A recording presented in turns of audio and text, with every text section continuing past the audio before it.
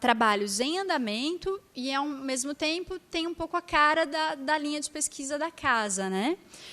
Nós vamos seguir a ordem de apresentação que está no programa. Então, a gente inicia com a apresentação da Ana Carolina Perina, seguido da Bárbara, a Camila, Elisa, o Tiago.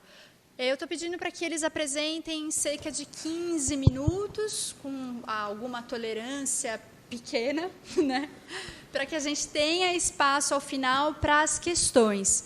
Então, eu vou passar a palavra para a Ana, para ela começar. Muito obrigada, obrigada a todos.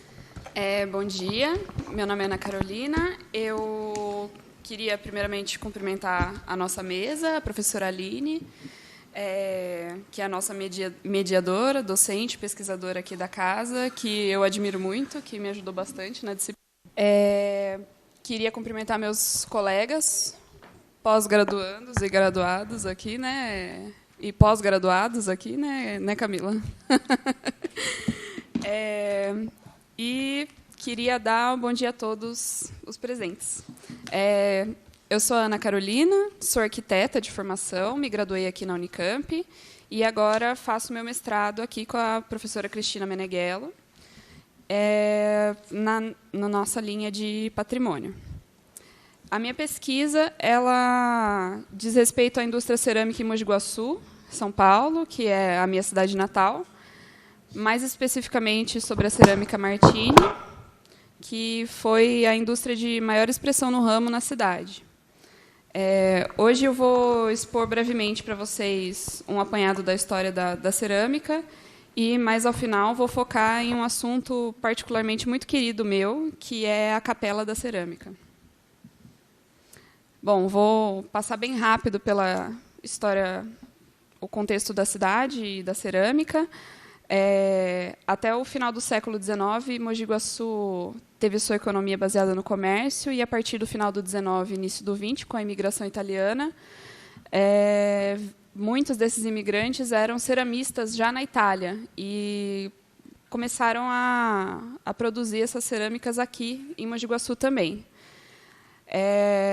Já nos meados do século XX, a cidade era considerada a capital cerâmica do Brasil, chegou a ter 6 cerâmicas em funcionamento simultâneo, e as principais eram a Chiarelli e a Martini, que é o meu objeto de estudo. A Cerâmica Martini foi fundada em 1908. Inicialmente, eles produziam telhas e depois começaram a produção de manilhas de tubulação.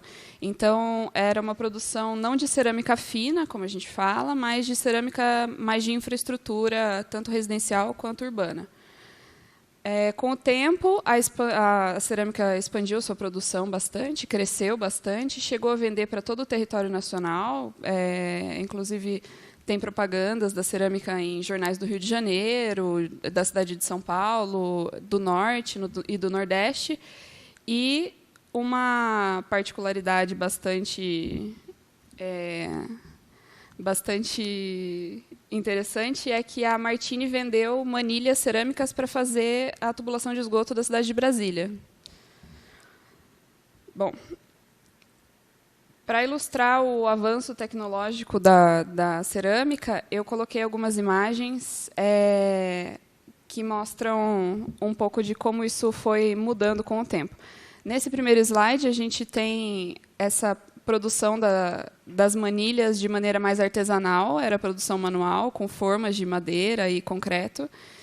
E depois, a partir da década de 50, metade da década de 50, eles começaram a produzir com prensas hidráulicas, primeiramente as prensas horizontais e depois as prensas verticais, e isso aumentou bastante a quantidade, né, produzida, o fluxo de comércio começou a ficar maior.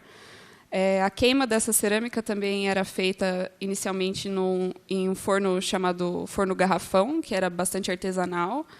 Demorava cerca de 1 mês para queimar e resfriar a cerâmica para poder depois passar resina neles e para o comércio, de fato. E depois, com a chegada desse forno túnel, que a queima era feita com óleo, esse tempo se reduziu para, no máximo, 15 dias. Então, a produção começou a ficar bem mais rápida e bem mais eficiente. Eu trouxe essa foto que eu gosto bastante, que são os operários da Cerâmica Martini, em frente a um dos barracões. Esses eram todos os funcionários naquele presente momento. A gente não tem muito bem a data dessa foto. Eu estimo que seja década de 50. Eu gosto de destacar bastante a presença de várias crianças na foto, que era comum lá em Mogi Guaçu eles participarem da produção cerâmica. Também eu gosto de destacar que tem alguns engravatados aí no meio. A Cerâmica Martini era... eu não gosto muito de acreditar nesses contos de carochinha, de o patrão era muito bonzinho, mas dos relatos que eu tive sobre a cerâmica, realmente a participação da diretoria da cerâmica era bastante grande no dia a dia dos operários. Então, eles faziam bastante festas com os funcionários, e o fundador da cerâmica, o Luiz Martini, era conhecido por estar sempre junto dos operários na cerâmica e fazer almoços junto com eles e almoçar junto com eles no barracão. Então, eles tinham um relacionamento bastante bom com ele.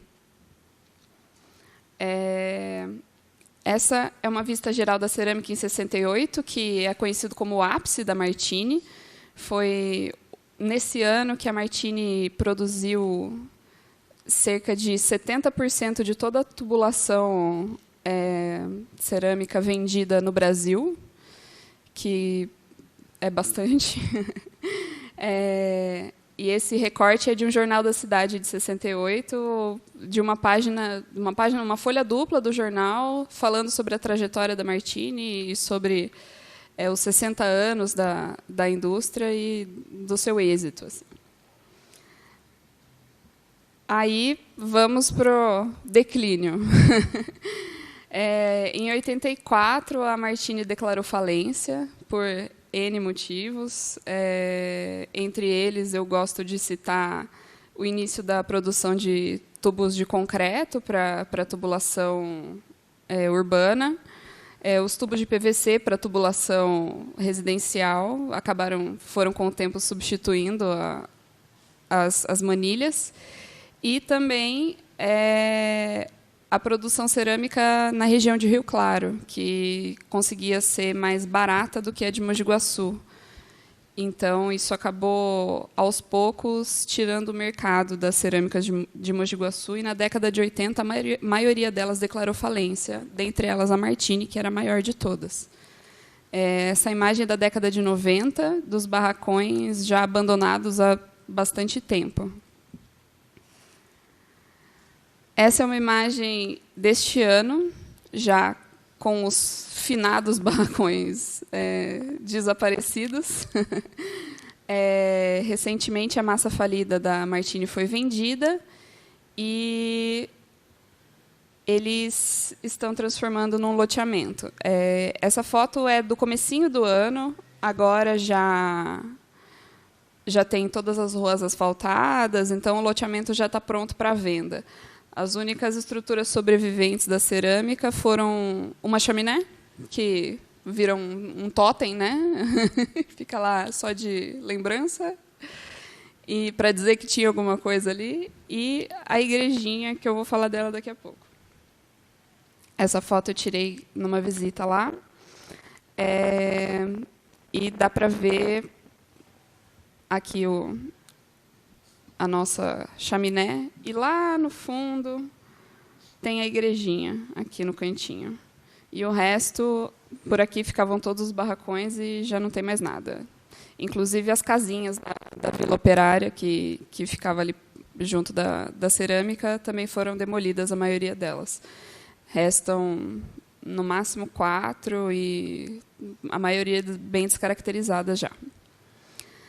Indo para o meu xodozinho, que é a capelinha da Martini.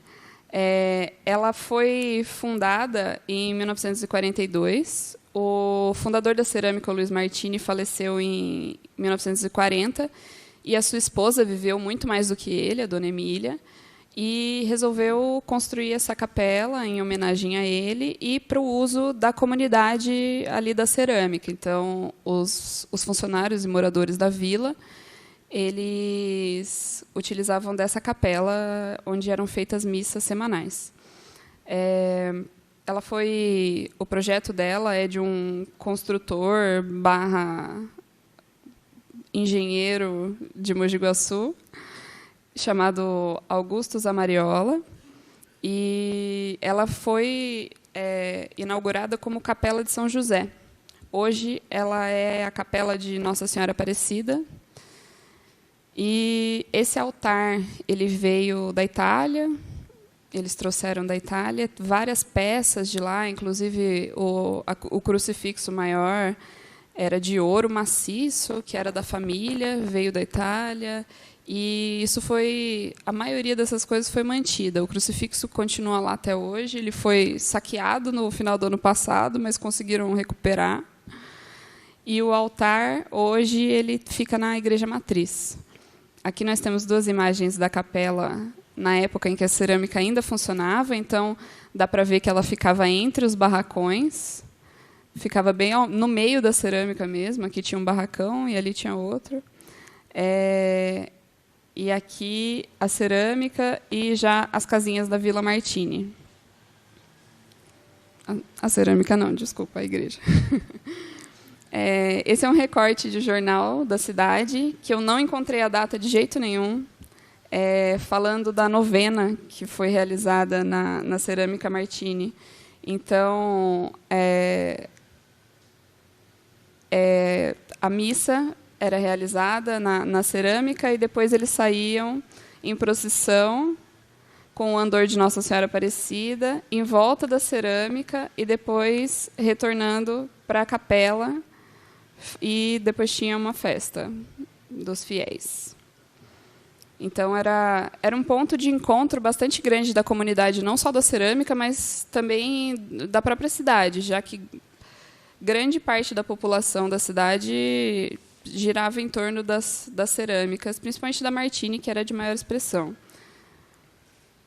Essa imagem dela já é da época em que a cerâmica estava abandonada, que a massa falida estava lá parada, e ela ficou fechada e sem cuidado algum por muito tempo, por quase 15 anos. Essa foto é de 2000. Dá para perceber que aqui ao lado, onde tinha um barracão grudado nela, o barracão já não existe mais. Do outro lado tinha algumas casinhas, elas também não existiam mais. Esse aqui é o altar original da capela. Hoje ele fica na Igreja Matriz, na Capela do Santíssimo. E não tem nem assim uma previsão de que ele vá voltar para o lugar original dele, que é a capelinha lá da cerâmica. Esta imagem é de uma reforma que a capela passou em fevereiro de 2019. O poder público da cidade chama de restauro, mas eu não tenho nem coragem de usar essa palavra, porque ele foi uma reforma bem, bem invasiva e sem cuidado algum. Essa foto é de 2017, antes da reforma, para vocês terem uma ideia de como ela estava antes. Eu não consegui registros de como ela era exatamente na época da construção, as cores e o acabamento e tal. Então, por algum motivo, eles pintaram ela de azul e branco, e é assim que eles estão reformando ela agora. E é isso. Aqui tinha mais uma imagem dela, mas eu acho que ela fugiu. Eu falo que o meu sonho de princesa é conseguir fazer um projeto de pedido de tombamento dessa capela. Eu gostaria muito de terminar o meu mestrado com esse pedido. A cidade de Mogi Guaçu tem um órgão de de Proteção de Patrimônio, que é basicamente desconhecido. Quando você procura na Secretaria de Cultura, na Prefeitura, ninguém nem sabe da existência do órgão. Ele foi criado em 99, eu encontrei o projeto de lei que criou ele, mas ninguém nem sabe que ele existe. Ele não atua na cidade. Então, é muito difícil, e eu imagino que, para pedir o tombamento dessa capela, no âmbito municipal, vai ser muito complicado, principalmente pela ausência desse órgão. Então, eu estou com essa ambição, que talvez seja um pouco utópica, um pouco distante, mas é meu objetivo pessoal, assim. É isso, pessoal.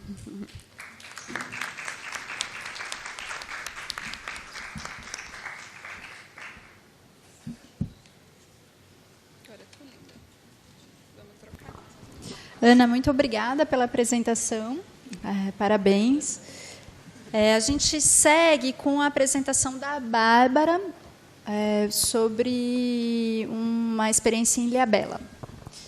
Então, não será sobre uma experiência em Ilhabela.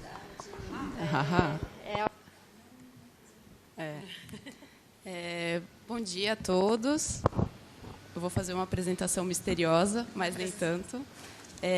Eu sou formada na FAO. A Bia, que foi minha orientadora, está aqui na plateia, uma honra. E hoje em dia eu estou aqui no Departamento de História, junto com a Cris, desenvolvendo uma pesquisa sobre engenhos de Ilhabela.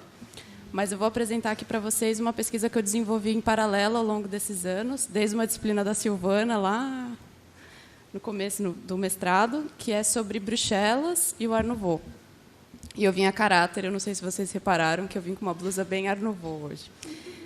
Então, eu vou falar um pouco sobre Bruxelas, a questão urbana e o Art Nouveau, num primeiro momento. Depois eu vou apresentar o Henri van de Velde, e aí eu encerro a minha fala. Em geral, quando a gente fala sobre a virada do século, chamado fin de siècle, a gente não fala tanto da Bélgica, a gente só comenta que ali teve o Art Nouveau como um expoente, mas a gente nunca pensa na questão urbana que embasou essa mudança. Então, eu não sei se vocês viram aí no caderno, eu tenho um nome meio esquisito, né? Eu sou descendente de belga, então eu estou advogando a meu favor aqui. Então, a Bélgica, na verdade, surge em 1830, como um reino. Ela é um reino até hoje, a gente não sabe até quando teremos a Bélgica, mas até o momento estamos como belgas, né? E aqui eu trouxe uns dados rápidos de população.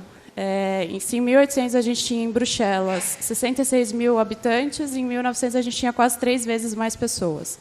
Eu achei interessante que ontem a Cris, na fala dela, trouxe até aquela imagem da Bélgica industrial, né? Aí eu falei, não, eu tenho mesmo que falar da Bélgica. É a chance que eu tenho de falar da Bélgica. E, na verdade, a gente via que várias cidades, né, Paris é um caso mais estudado sobre reforma urbana, a gente tem Viena também, só que, em geral, a gente não escuta muito sobre o que aconteceu em Bruxelas, e aconteceu algo muito semelhante. E, na década de 60, 1860, o rei Leopoldo II, ele também foi conhecido como rei construtor, e ele foi o famoso rei do Congo. Ele foi terrível, eu vou falar sobre o Congo em uma parte da minha fala, porque eu não posso deixar de falar sobre isso também. E ele falava que a Bélgica tinha que se modernizar, e isso seria feito em Bruxelas, que era a capital do, então, reino. Aí eu trouxe algumas cartografias que ajudam também a gente a entender um pouco o que aconteceu, isso no âmbito mais urbano, né? Então, se a gente tem aqui, em 1810, ainda a gente não tem o reino, a gente tem a capital, a cidade de Bruxelas, e a gente vê que ainda tem aquela questão da muralha. A muralha ela ainda existia. Onde está o que está dentro aqui da muralha é a que hoje em dia é a Commune de Bruxelas capital, e tudo que está ao entorno são, para nós, é uma escala de bairro, mas isso não são bairros, para eles são prefeituras, né? E então essa haussmannização da cidade tem a ver com essa relação com o que aconteceu em Paris. E eles tinham a ideia, então, de remodelar a cidade para tirar o ar de medievo. Vocês estão me escutando? Porque eu tenho uma sonorização aqui de... Já foi pedido para parar. Mas eu não sei se dá para me ouvir. Vocês me escutam? Então, tá bom.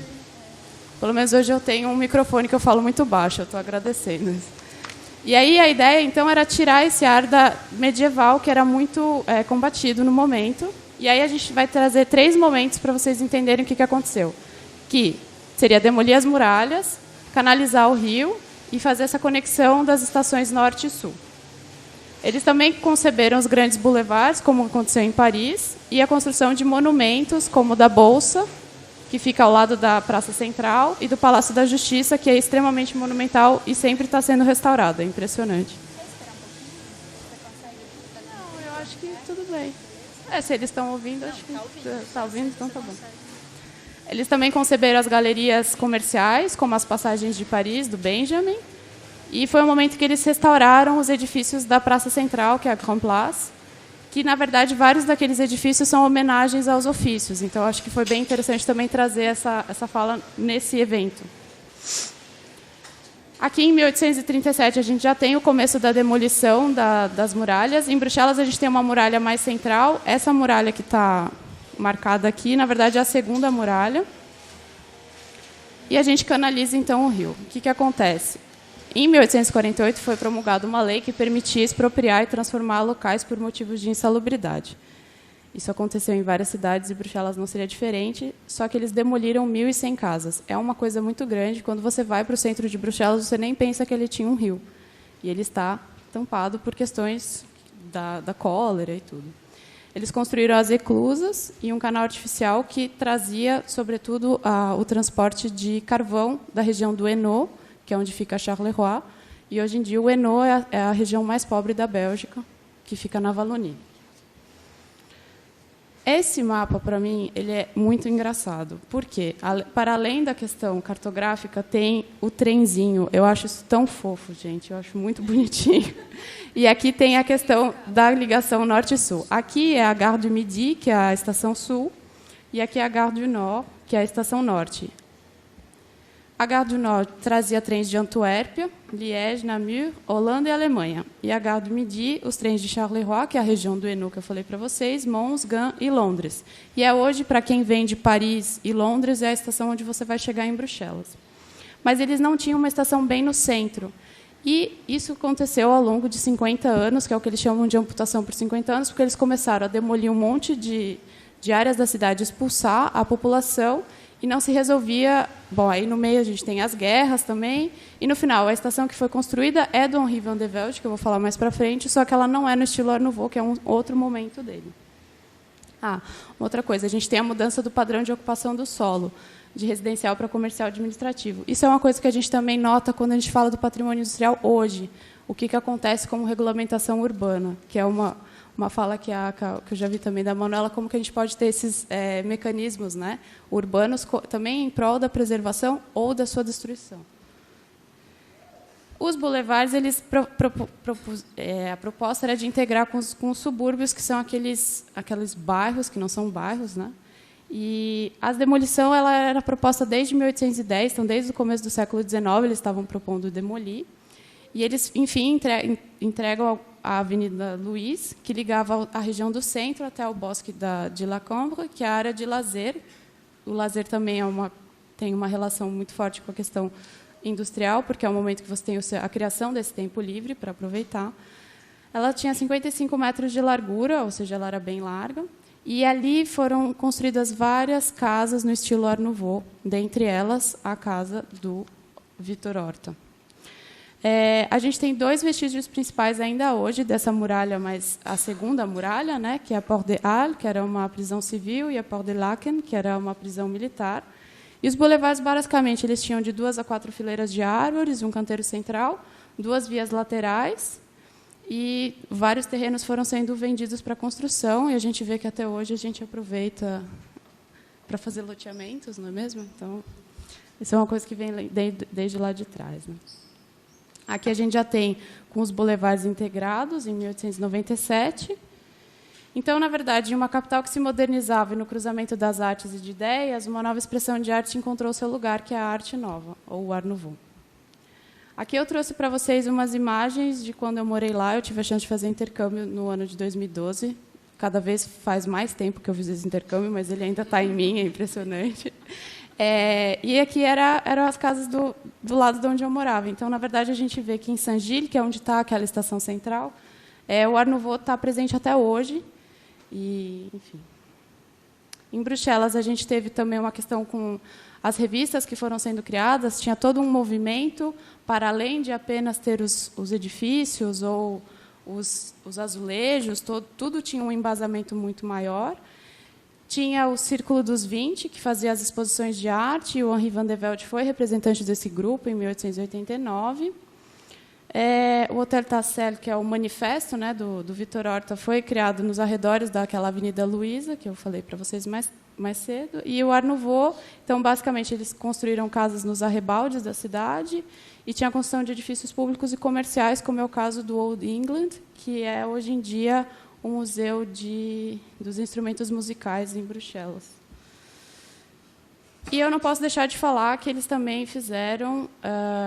tinha essa exposição do Congo colonial, e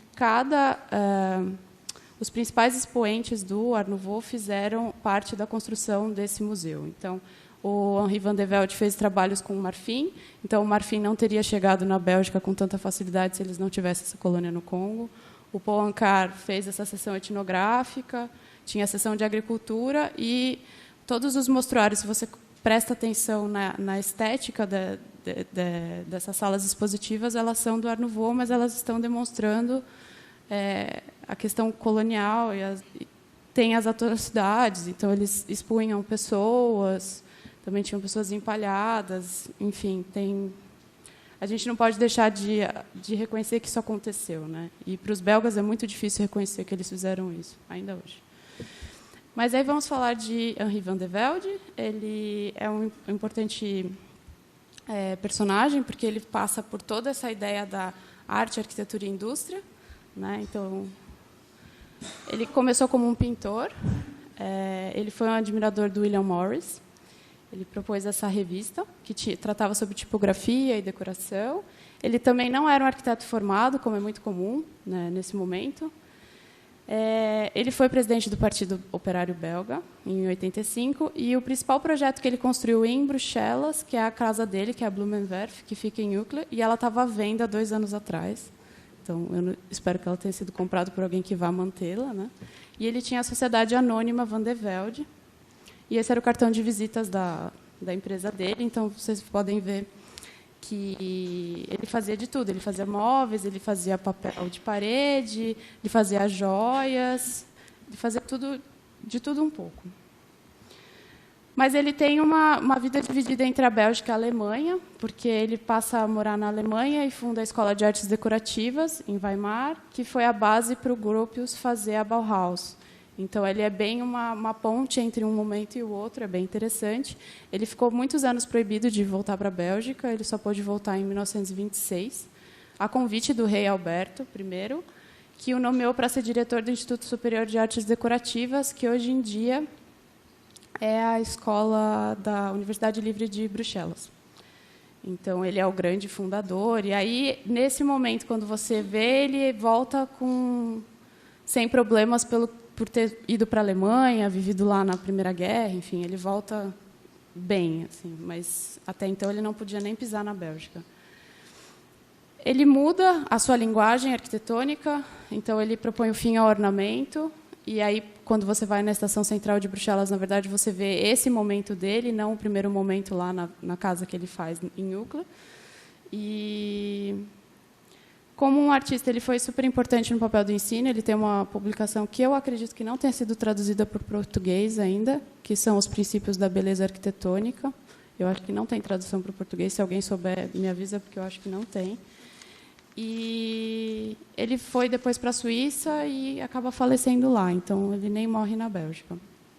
Aqui eu trouxe algumas imagens interessantes do trabalho que ele fazia no ateliê, com os colegas de trabalho dele. Eu trouxe algumas obras para ilustrar como ele foi uma pessoa diversa. Então, tem joias, tem cartazes, tem mobiliário, louça. E aí, agora eu vou trazer uma curiosidade do primo dele. Eles eram primos de 2º grau, que era o meu bisavô, na verdade. Que é o Eugênio Van de Velde, que é essa pessoa com esse nariz meio grande, enfim, é de família, acontece. E eu trouxe para vocês o livro de família que ele escreveu ao longo da Segunda Guerra. Ele nasceu em 1893 e morreu em 1958. Então, eles viveram praticamente o mesmo período. O Henri van der Velde morreu um ano antes dele. E ele escreveu esse livro da família na Segunda Guerra, para não ficar louco. E é muito interessante porque é um livro manuscrito e que ele faz trabalhos de pintura. De formação, o meu bisavô era, na verdade, matemático e músico. Ele tocava na Catedral de Bruxelas, mas ele fez esse trabalho e ele é belíssimo. E eu trouxe para vocês, na verdade, a casa que eles moravam em Anderlecht, que é um dos arrebaldes da cidade. E aqui sou eu e minha mãe visitando agora em abril desse ano, que a gente teve a chance de ir para a Bélgica. E a casa está intacta.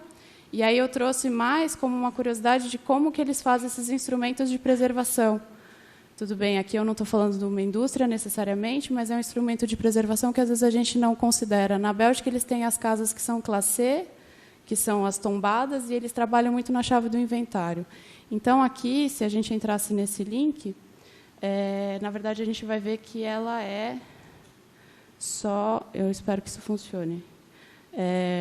Ela só é listada. Então, tem algumas informações... bom, não abriu.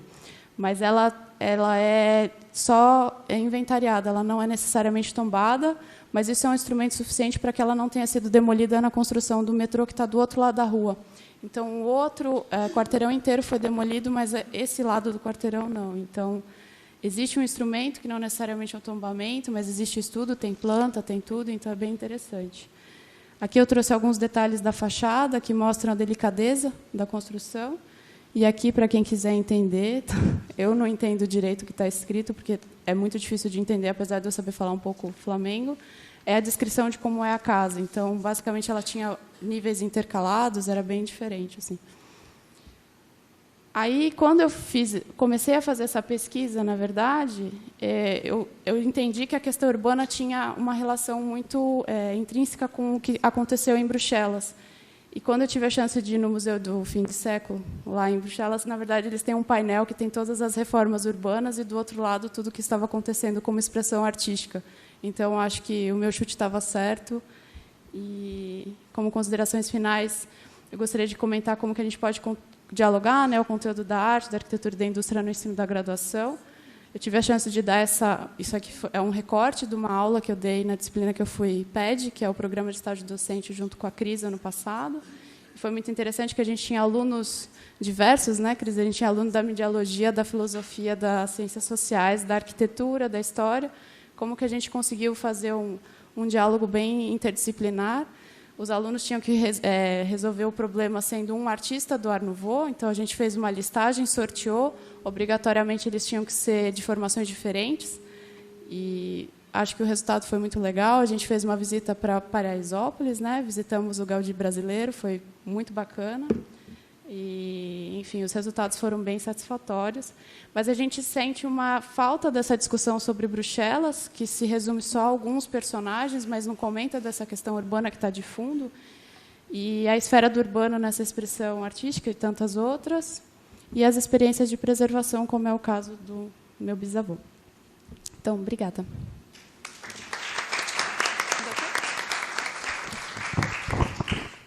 Marie, obrigada pela apresentação. Nós tivemos 2 primeiras apresentações que foram bastante afetivas, né? De uma nativa de Mogi e da Bárbara falando sobre o bisavô, que não que é sempre uma delícia, né? A gente segue com a Camila agora. A Camila defendeu o mestrado faz 3 meses, mais ou menos, e vai apresentar um pouquinho da pesquisa que ela desenvolveu junto à Cris. Camila, obrigada, boa apresentação. Pode ser. Deixa eu só abrir aqui.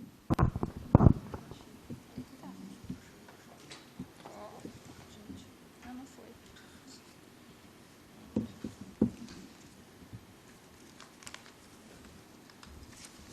Parabéns. Bom dia.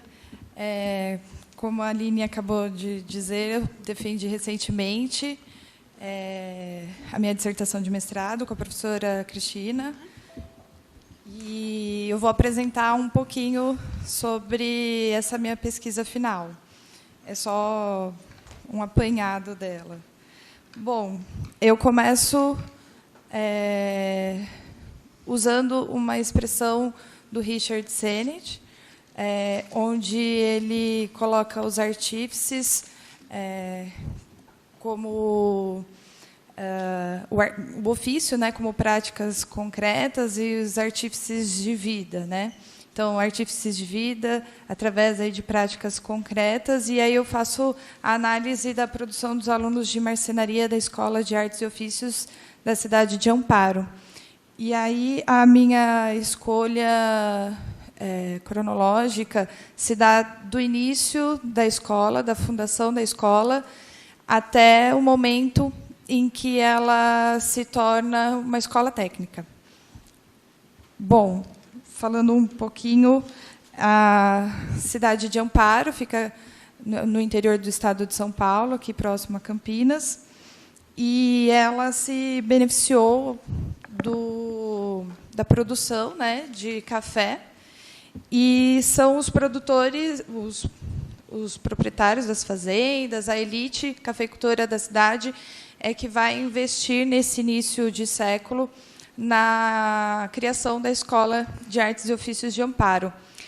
Em alguns momentos, eu posso falar liceu, não se assustem, que a escola ela nunca se tornou um liceu, mas ela foi projetada aos moldes, era um desejo da maçonaria, que foi quem investiu nessa escola, de que ela fosse um liceu, e ela segue mais ou menos os parâmetros do Liceu de São Paulo.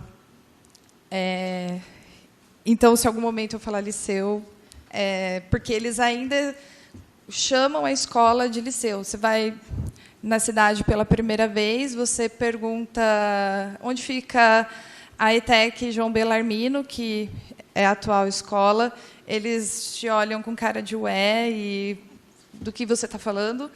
Mas, se você fala liceu, eles já sabem e te ensinam onde fica. Bom, esse é o primeiro prédio feito para abrigar a escola e as transformações que ela sofre ao longo do período de sua história e como ela é hoje. Hoje ela se tornou uma ETEC e recebe o nome do seu patrono, João Bellarmino. Mas aqui são os alunos da seção de marcenaria na década de 40, dentro do prédio. E a minha discussão ela perpassa aí a questão desse período onde há uma transição entre a arte e a técnica, onde eles estão preocupados em formar um aluno para as indústrias, mas ainda valorizando a arte, a produção artística.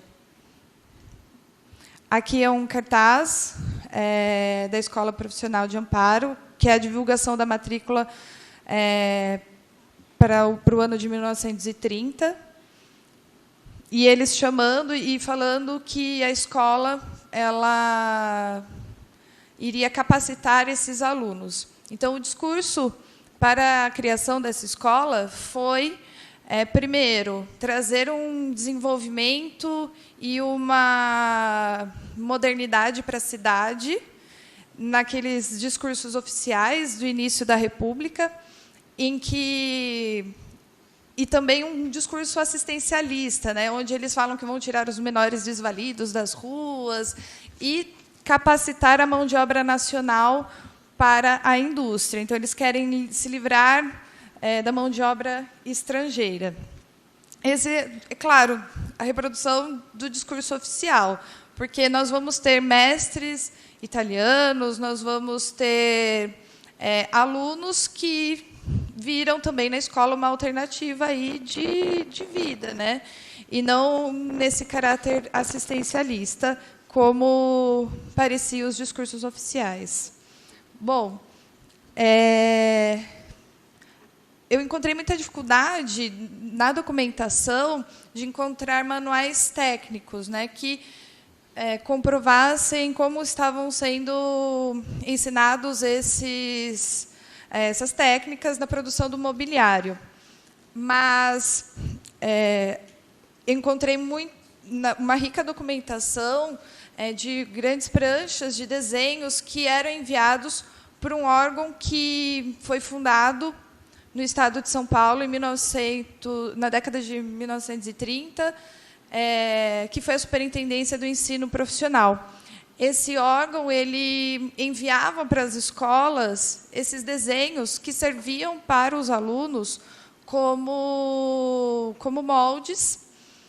E dos desenhos que eu encontrei, eu não encontrei nenhum mobiliário idêntico.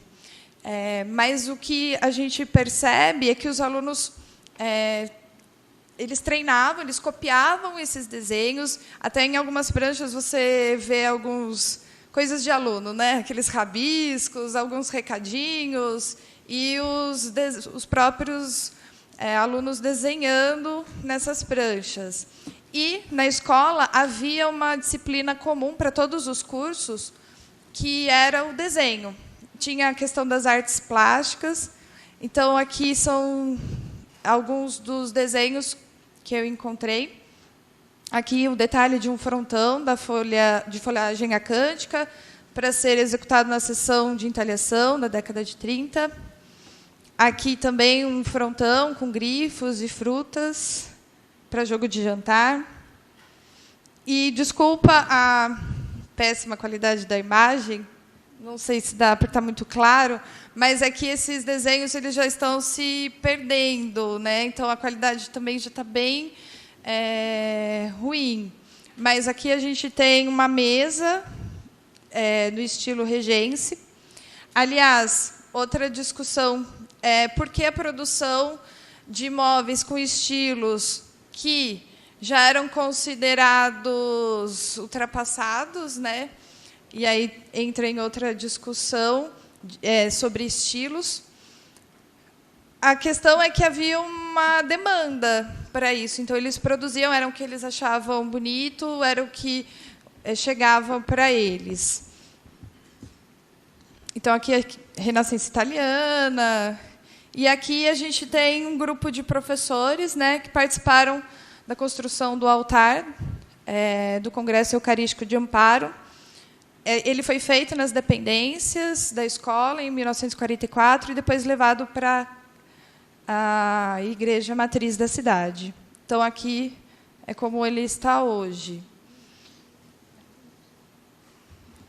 E aí a gente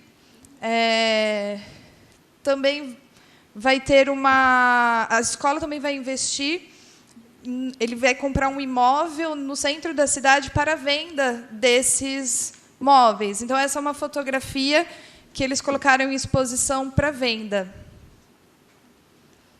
Então, veja móveis robustos, que, para a discussão da época, era falando de uma modernidade, aí eram móveis pesados, enfim. Nessa fotografia, a gente já vê também alguns elementos do estilo Marajoara que eles vão começar a tentar utilizar em alguns móveis. Opa. Pulou.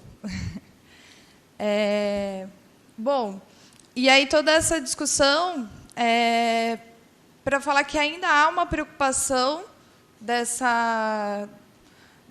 escola em manter essa produção artística, ao mesmo tempo que está tentando preparar esses alunos para a indústria.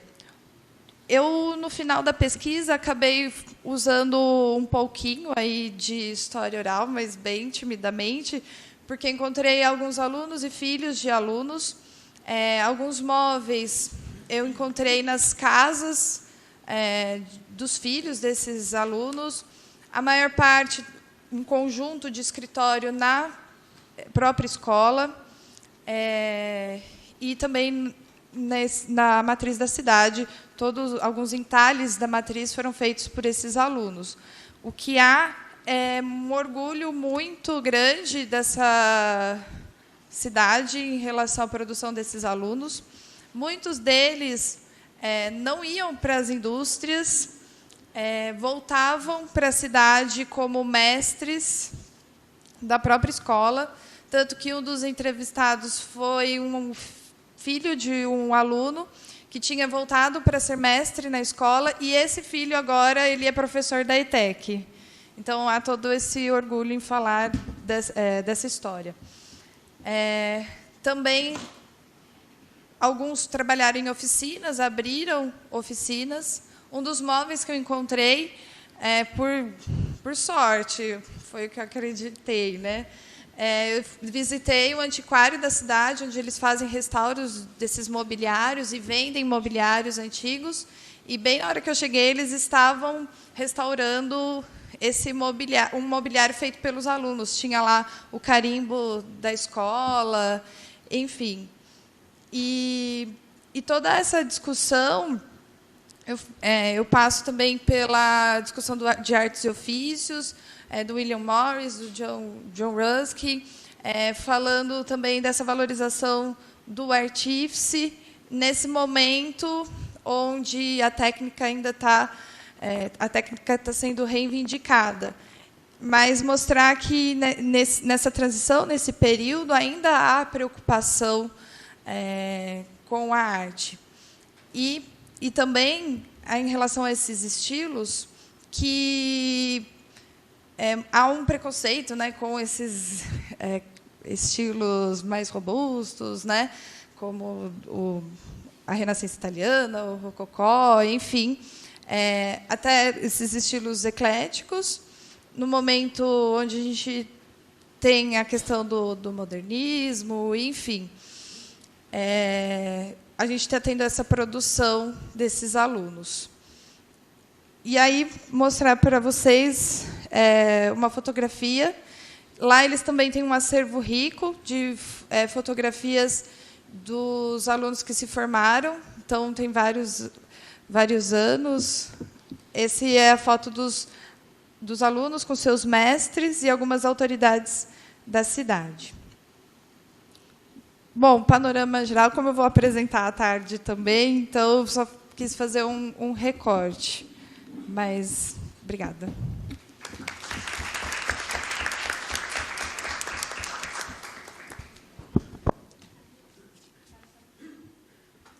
Pronto.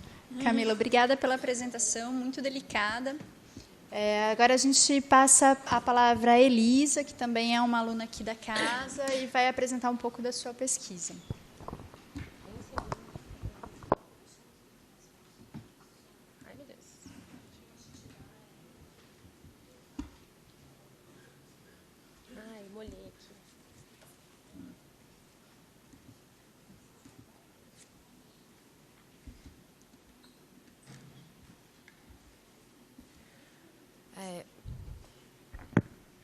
Tá valendo? Tá ouvindo? Isso. Bom dia, então, a todos. Eu sou aluna de doutorado aqui do programa de pós-graduação em História, sou orientanda da professora Cristina Meneghello, e eu vou apresentar hoje, de forma um pouco mais panorâmica, a minha pesquisa de doutorado, ou o que eu tenho da minha pesquisa de doutorado, que está em andamento, ênfase no está em andamento, e um pouquinho do que já foi feito no mestrado, porque é uma pesquisa que deriva da minha pesquisa de mestrado, que também foi defendida aqui. Então, o nome da minha pesquisa, né, o nome da minha futura tese, Narrativas em Contraste, e tem esse grande subtítulo explicativo. As disputas em narrativas fotográficas construídas por trabalhadores, por industriais e pelo poder público na primeira metade do século XX, no estado de São Paulo. Eu acho que vale a pena eu me desculpar, porque eu estudo a industrialização do estado de São Paulo. E aqui a gente tem bastante gente que trabalha com outros estados, e eu já peço desculpa por todo o folclore da locomotiva do Brasil. Tá? Não compactuo com isso, mas eu acho que, inclusive, esse é um uma das discussões que aparecem, né, que eu penso ao longo da minha pesquisa. Então, para pensar narrativas visuais, eu estou pensando primeiro que a fotografia ela vai ser um fenômeno estético e uma prática social. E essas duas coisas, essas duas dimensões do ato fotográfico, né, da prática da fotografia, elas vão ser importantes para a construção de uma narrativa visual sobre o trabalho. E essas imagens, por esses dois motivos, elas vão inundar, acho que a partir do XIX, mas com bastante força, no século XX, por causa das novas maneiras de impressão e da facilidade de circulação dessas imagens, elas vão inundar o cotidiano e o imaginário. E isso é bastante importante, principalmente no caso das fotografias relacionadas à indústria, porque a indústria não é um local ao qual todos vão ter acesso, principalmente ao interior das indústrias. Então, controlar a narrativa fotográfica sobre as indústrias vai controlar a imagem, o imaginário acerca das indústrias durante muito tempo. E durante um período crucial, que é um período de modernização econômica. Tá? É um período em que o discurso da modernidade está em alta, é uma disputa, é disputado por muitos grupos políticos, né? E o que eu acho que estudar a industrialização a partir da narrativa fotográfica pode contribuir é trazer novas perspectivas para um tema que já é tradicional na historiografia, que é a industrialização. Só que, quando a gente está falando das imagens, a gente está falando de outras coisas que podem aparecer, outros questionamentos que podem surgir. Então, acho que isso traz novas perspectivas, apesar de ser um debate que já tem muitas contribuições, né? E essas narrativas que estão sendo construídas, elas vão entrar em consonância ou dissonância com projetos políticos, com projetos sociais, com projetos econômicos, com projetos culturais que estão lutando para se estabelecer. Então, elas são uma ferramenta de disputa e de criação de novas realidades que se pretendem, né, nesse momento de modernização econômica. E uma coisa muito importante, que eu acredito que norteia a minha pesquisa, é que essas imagens, elas constroem o seu discurso e elas têm muita força por causa da repetição. Então, não é uma imagem, são centenas de imagens que repetem pequenos assuntos, ou pequenos lugares, ou pequenos motivos, e isso vai contribuindo para formar um imaginário sobre aquele assunto, para formar um protocolo de representação, uma maneira pela qual as pessoas também depois vão imaginar, pensar, e que vai influenciar no discurso, vai influenciar como elas veem aquela realidade. Então, as questões que estão envolvidas, né, são exatamente esse processo de modernização da economia e os diferentes atores envolvidos nesse processo, na primeira metade do século XX, na passagem do século XIX para o XX, mas especificamente na primeira metade do século XX no estado de São Paulo. Porque aí a gente tem o poder público estadual, que em alguns momentos entra em conflito com o poder público municipal, mas o foco é o poder público estadual, os industriais e as suas associações, né? E os trabalhadores também e as suas diferentes formas de associação. E todos esses grupos, então, esses três atores principais, esses três coletivos, né, principais, eles vão ter dois tipos de produção. Dentro da minha pesquisa, eu me preocupo com esses dois tipos de produção, né? Não que eles não possam ter mais. Mas um tipo de produção visual, produção fotográfica, que vai criar os acervos. Isso é particularmente sensível para os industriais e para o poder público, porque eles vão formar grandes acervos. Na realidade, é possível que os trabalhadores tenham formado grandes acervos também, que não sobreviveram nessa configuração até hoje para a gente. Mas eles vão formar grandes acervos que não necessariamente são publicados. Esses acervos vão construir uma imagem, né, e vão projetar uma memória que eles desejam sobre si mesmos. Então, o Estado está construindo... aqui no Centro de Memória da Unicamp, a gente tem uma grande coleção de imagens, de fotografias, do final do século XIX até o começo do século XX, né, as primeiras décadas do século XX, que foram registradas e arquivadas. Algumas delas foram compradas pelo poder público e arquivadas. Então, você tem um grande acervo que está criando uma memória para si. Por outro lado, a gente tem as fotografias que são publicadas, que vão criar a memória que se quer colocar, que se quer projetar para os outros grupos, perante a sociedade como um todo. Então, eu acredito que esses dois eixos sejam interessantes, até para a gente perceber quais são as diferenças da constituição de um acervo interno e da publicação de imagens. Além disso, a gente tem algumas fotografias que circulam em diferentes lugares e elas vão ter diferentes relações, dependendo de onde ela circula. Então, imagens que são publicadas em relatórios, depois são publicadas em edições comemorativas, porque eles têm esse acervo, né, de imagens que eles vão usando conforme necessário. Imagem que eles compram e que vem com marcas externas, no caso do Poder Público Estadual, que eles vão comprar e vem com marcas específicas, que depois são arquivadas e ganham marcas do Estado de arquivamento, que depois são publicadas de novo em edições comemorativas ou por algum motivo específico, como material feito para atrair imigrantes. Tá? Então, essas imagens elas vão circulando e ganhando novos contextos. E aqui, eu acho que dá para vocês verem bem, é a vista geral da fábrica de banha paulista. Ela é uma fábrica que constituía o Grupo Matarazzo, né? F. Matarazzo e Companhia Industriais, que esse é um álbum que também está no Centro de Memória aqui da Unicamp, que foi feito pelo Foto Cilento entre 1904 por um estúdio, né, italiano, da mesma região que o Matarazzo veio, entre 1904 e 1906.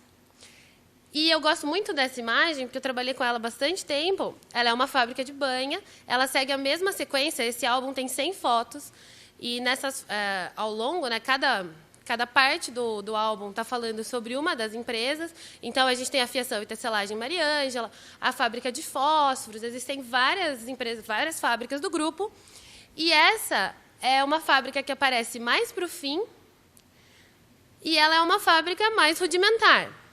Então, elas têm uma sequência, a vista externa, como essa. Essa fábrica, especificamente, depois mostra os pastos com os porcos, onde os porcos viviam, né, a criação de porcos, porque é uma fábrica de banha de porco. E, durante muito tempo, eu observei essa imagem e eu demorei anos para perceber que essa chaminé ela não é original da imagem. Essa chaminé foi inserida. Eu espero que essa seja a surpresa de muitos de vocês, que eu demorei muito tempo para perceber.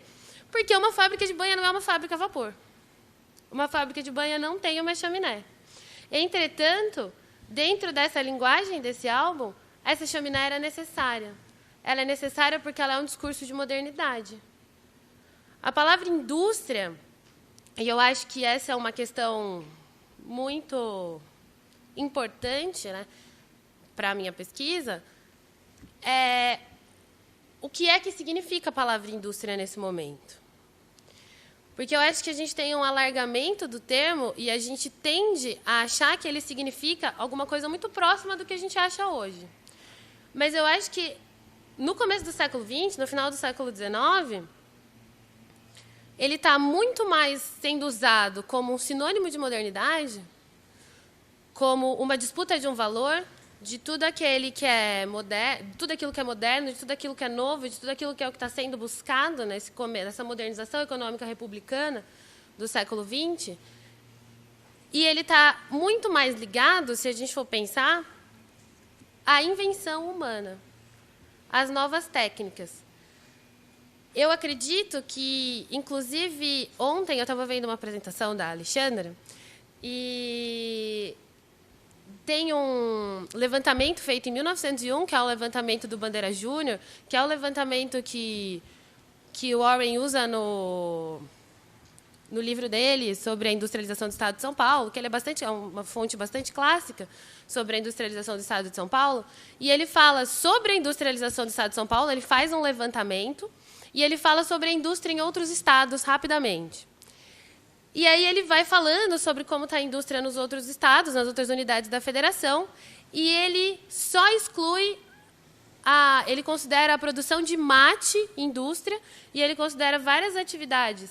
No estado de São Paulo, a produção de café é considerada indústria e várias produções, em teoria, agrícolas são consideradas indústrias ou ganham o título de industrial, mas ele considera a atividade extrativista como não industrial. Então, esse é o único. Então, ele já cria uma diferença que eu acho que está ligada a esse discurso da locomotiva, enfim, que vai criando o que é moderno e o que não é moderno. Eu acho que o termo indústria ele entra nessa disputa. Recentemente, e eu vou só citar, porque eu queria dividir essa curiosidade com todo mundo, eu vi uma citação do, tomara que eu fale certo, Frederico Zuccari, é isso, o pintor do século XVI? Que ele fala, quando ele define os 10 atributos do desenho, ele fala, ao final, sobre a arte do desenho, né, que é através dela pelas quais são finalmente traduzidas ao homem todos os benefícios da arte e da indústria humana. E essa maneira que ele usa o termo indústria, eu acredito que seja muito, muito próxima à maneira como essa frase está colocada, da maneira como o termo indústria vai aparecer lá no catálogo da Exposição Industrial de Londres de 1951. Então, eu acho que pensar nessa linguagem e o que significa indústria, dentro desse contexto do final do século XIX, começo do século XX, seja muito importante para pensar patrimônio industrial, arte industrial. E o que eu acredito é que as narrativas fotográficas possibilitam questionamentos como esses. Então, eu acho que uma pesquisa que busca um outro viés, né, que busca por outras fontes, pensar esse processo de modernização econômica, abre questionamentos que nem esse. Essa foi só uma colocação, é uma coisa com a qual eu entrei em contato recentemente, então foi só mesmo uma provocação, mas para mostrar que eu acho que esses termos, o termo trabalhadores, o termo trabalhadores, ele não aparece, por exemplo, nesse álbum, em vários outros lugares em que eu vejo fotografia do começo do século XX, o termo trabalhadores não é usado. A fábrica tem um pessoal, a fábrica não tem trabalhadores. Ele só aparece, no caso específico desse álbum do Matarazzo, na tradução para o inglês. Na tradução para o inglês fica workers. Mas, em português, o termo trabalhador é raramente utilizado. Inclusive, o termo trabalhador, o Bandeira Júnior também faz isso, ele chama de trabalhadores os industriais, e não o pessoal da fábrica. Enfim, é uma maneira são coisas que eu acho que a gente pode pensar, né? Então, a partir daí, eu estou pensando, especificamente na minha pesquisa, né, como produtores dessas narrativas. O Poder Público Estadual Paulista, especificamente a Secretaria de Agricultura, Comércio e Obras Públicas do Estado de São Paulo. E eu acabei de reparar que eu escrevi errado, que o Instituto é Agronômico de Campinas, perdão, é o IAC, é o Instituto Agronômico de Campinas. Foi o segundo instituto agronômico criado no Brasil, o primeiro é o Fluminense. E a Secretaria da Agricultura passava... Oi? Agricultura? Desculpa. Na Secretaria de Agricultura passava quase tudo em relação... Era uma pasta muito poderosa do Poder Público Estadual de São Paulo. Então, quase todos os assuntos relativos à economia vão passar por ali, principalmente até 1920, mais ou menos. O Instituto Agronômico de Campinas, eu acredito que grande parte da produção fotográfica do Estado de São Paulo começa ali, porque são as fotos mais antigas, tá? Que são fotos ainda do século XIX, que são fotos utilizadas para a ciência. Eu acredito, né, as minhas fontes me fazem acreditar, que a fotografia ela entra por um caminho científico no poder público. Então, como ele é ele é um centro de pesquisa, ele tem muita troca de publicação. Na biblioteca do Instituto Agronômico de Campinas, na biblioteca do IAC, tem relatórios das secretarias de agricultura ou afins de várias outras unidades da federação, de vários outros países, porque eles trocavam, grande parte, eles trocavam muitos periódicos com vários lugares. Então, tem relatório de agricultura da Tanzânia, tem relatório de agricultura de Portugal, tem uma grande coleção de tratados de química alemães, sabe, do 19. Então, tem um riquíssimo material muito ilustrado, porque esses relatórios eram fartamente ilustrados, a maioria deles com imagens fotográficas. Então, acho que é um ótimo lugar para se observar essas narrativas acerca da economia, né? E também, pela biblioteca do IAC, os relatórios de outras unidades da federação e de outras nações que estão ali no IAC. Os industriais, a gente tem a Revista Industrial, que, curiosamente, foi uma revista feita para a Exposição Universal de 1900, em Paris, e, apesar de chamar Revista Industrial, em grande parte traz estabelecimentos comerciais. Até porque quem fez foi o Júlio Martin, ele estava ligado à Associação Comercial de São Paulo. Os industriais não tinham ainda uma associação em 1900. Além dos álbuns e acervos institucionais de vários industriais, como da Votorantim, né, como Memória Votorantim.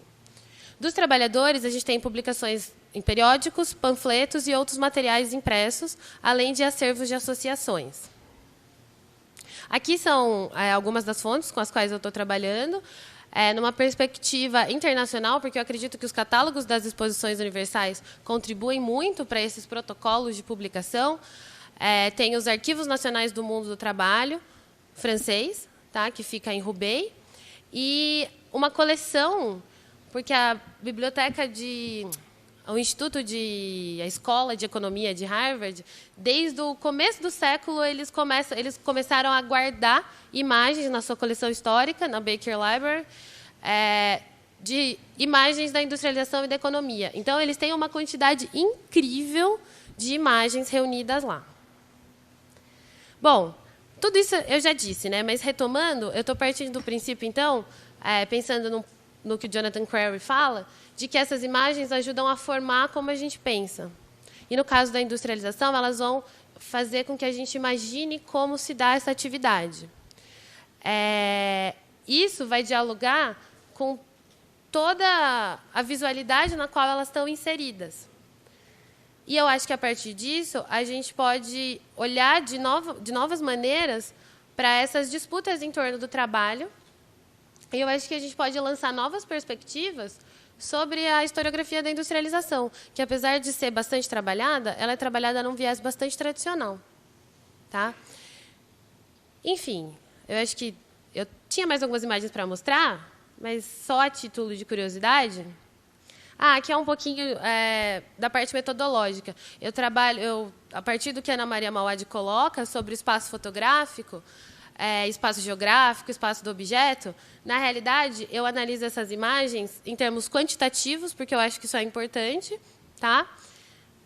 E aí eu vou reparar algumas categorias, tanto da construção da imagem, o sentido, quantos planos ela tem, para pensar o que está sendo dito. Então, quem aparece na imagem, quantas pessoas aparecem, como essas pessoas aparecem animais, Então, tem uma sequência de perguntas numa planilha enorme, porque aí a gente consegue ver a repetição. Se eu estou trabalhando com essas imagens e eu estou pensando que elas constroem um discurso por repetição, eu fico pensando, a maioria delas está no sentido horizontal, está como retrato ou como paisagem, porque isso implica numa diferença de leitura, ou como é o ângulo. Existem pessoas, são trabalhadores, quantos são? Eles estão individualizados, aparecem sempre de forma coletiva, porque a repetição dessas respostas acho que ajuda a gente a entender o que está sendo dito, tá? O que está sendo valorizado nessas imagens. Bom, então é isso. Obrigada. Desculpa de ter passado tempo.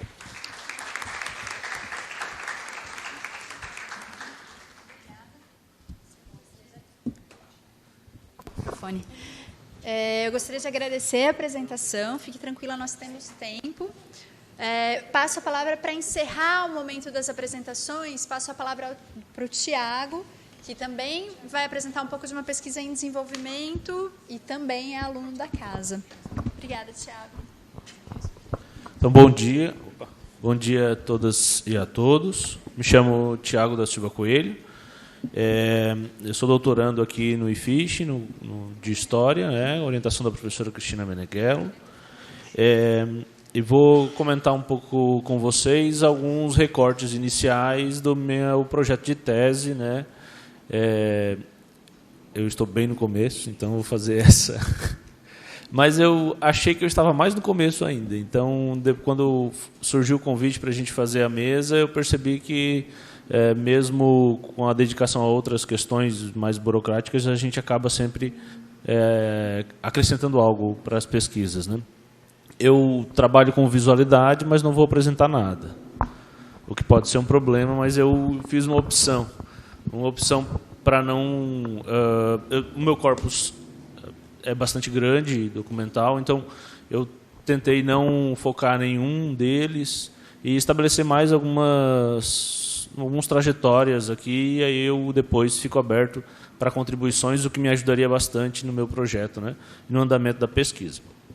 Então, eu trabalho com pinturas da década de 30, 40 e 50 no Brasil, discutindo a memória do trabalho e dos trabalhadores. Então, a ideia principal é pensar como nós temos uma dupla inserção, como esses pintores e pintoras acabam se inserindo enquanto artistas, mas também enquanto trabalhadores e trabalhadoras, e de que maneira eles se relacionam com o objeto, com o seu objeto, que são outros trabalhadores e trabalhadoras do mundo operário, do mundo industrial.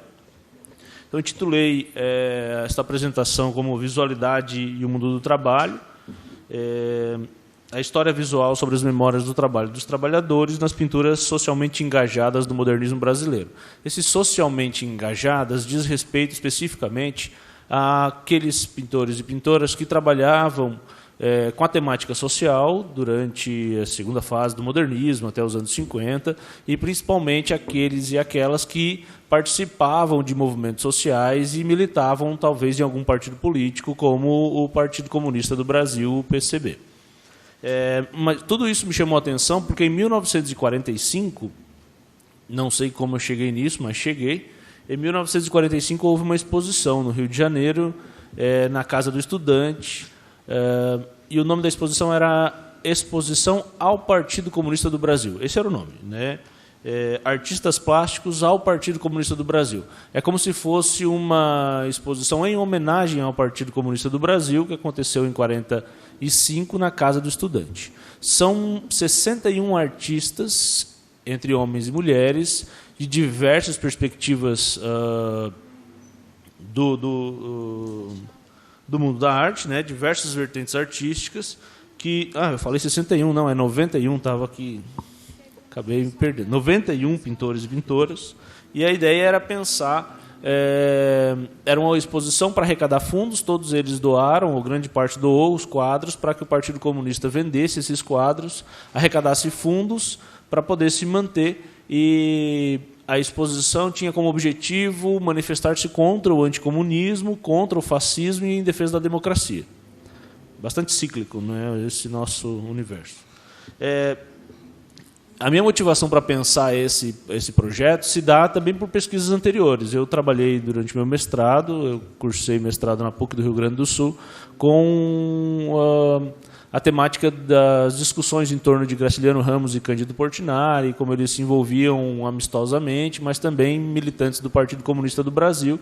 E aí, a partir dali, começou a surgir algumas pulgas atrás da orelha, no sentido da historiografia mesmo, que tratava essa relação de amizade entre Graciliano Ramos e Cândido Portinari de maneiras diferentes. Alguns diziam que eram vinculados por causa do partido, outros relegavam o partido, mas é muito corrente na figura do Portinari, como é que eu posso dizer, justificar a sua participação no movimento operário, no movimento de trabalhadores e no Partido Comunista do Brasil como uma fase social, uma coisa assim passageira, uma coisa que não significa muito para a carreira do artista, e aí até retirando ele de um circuito, de uma circulação social, artística e política. Então, o que eu quero fazer no doutorado é inserir não só ele, porque eu não trabalho necessariamente só com ele, mas ele é um motor porque é da onde sai a minha trajetória, e ele conecta uma série de outros artistas a partir desses clubes e desses grupos que existem e que estão sendo pensados a partir das ideias modernas, né? Então, por exemplo, nós temos desde a década de 30, e aí estabelecendo também parte do meu recorte temporal, o Núcleo Bernardelli, em 31, o Clube dos Artistas Modernos, em 32, a Sociedade ProArte Moderna de 32 também, aí a existência de um grupo chamado Grupo Portinari em 35, o Grupo Santa Helena, né, que a professora Cristina já falou ontem, e, para mim, o mais interessante talvez são os sindicatos dos artistas plásticos do Rio de Janeiro e de São Paulo. Como estes artistas se constituem também enquanto trabalhadores a partir das suas reivindicações no sindicato. Pensando isso na discussão de trabalho, memória do trabalho e dos trabalhadores. E é interessante pensar essa manifestação muito próxima da ocorrida em outros países da América Latina, né? Como, por exemplo, o mais famoso de todos é o caso do Sindicato dos Artistas Plásticos do México, né? No qual Frida Kahlo, Diego Rivera, Orozco, Siqueiros, que são também figuras importantes para pensar essa trajetória, porque acabam sendo mobilizadores de discussões na América Latina. Por exemplo, em 1933, nós temos uma palestra dos Siqueiros no Clube dos Artistas Modernos, aqui de São Paulo, né? E também, em 34, nós vamos ter uma primeira produção mural do Portinari, a Tela Café, e a partir disso ele é chamado para dar aula na escola, na Universidade do Distrito Federal, no Rio de Janeiro, que é muito rápido o processo, ela é rapidamente extinta, e aí, logo, a partir dali, se constitui esse grupo, que vai ter uma das figuras que é muito interessante também para esse trabalho, que é o Eugênio de Proença Sigô. A professora Cristina também apresentou uma das telas dele ontem, né? Aquela é Acidente de Trabalho, uma tela magnífica, mas eu não vou falar de tela porque eu não estou mostrando as imagens, então fica ruim. Então, há uma série de discussões a partir desses artistas que vão se constituindo nesses grupos, como eu mencionei. Então, talvez o mais famoso deste grupo de artistas proletários seja o Grupo Santa Helena, porque o próprio Mário de Andrade fez uma crítica, justificando eles como artistas proletários. Isso meio que colou como um rótulo, né? Os artistas proletários. Mas, para além disso, ali tem toda uma outra discussão de movimento de trabalhadores, muito mais necessariamente do que o fato deles terem vindo do liceu, né, da escola do Brás, ou de uma série de outras relações porque se estabeleceram no mesmo ateliê e assim sucessivamente. Porque muitos deles vão constituir para mim o meu corpo documental, o meu foco, por causa da sua filiação ao Partido Comunista do Brasil em 1946. Então, eu estou fazendo essa ida e vinda para mostrar como essas figuras elas se relacionam na década de 30, na década de 40 e vão até os anos 50 e prosseguem, mas a minha pesquisa tem que acabar em uma data, então vai acabar nos anos 50. Então, a ideia principal é pensar essa arte socialmente engajada também como um processo de diálogo com outras discussões fora do Brasil, né? Como eu falei, o Siqueiros esteve aqui em 33 e trouxe toda uma discussão a partir do México. Mas outros artistas também vão fazer esse trânsito. Muitos artistas brasileiros vão visitar a União Soviética e vão trazer, por exemplo, as perspectivas da Prolekult, ou depois de 36, do realismo socialista.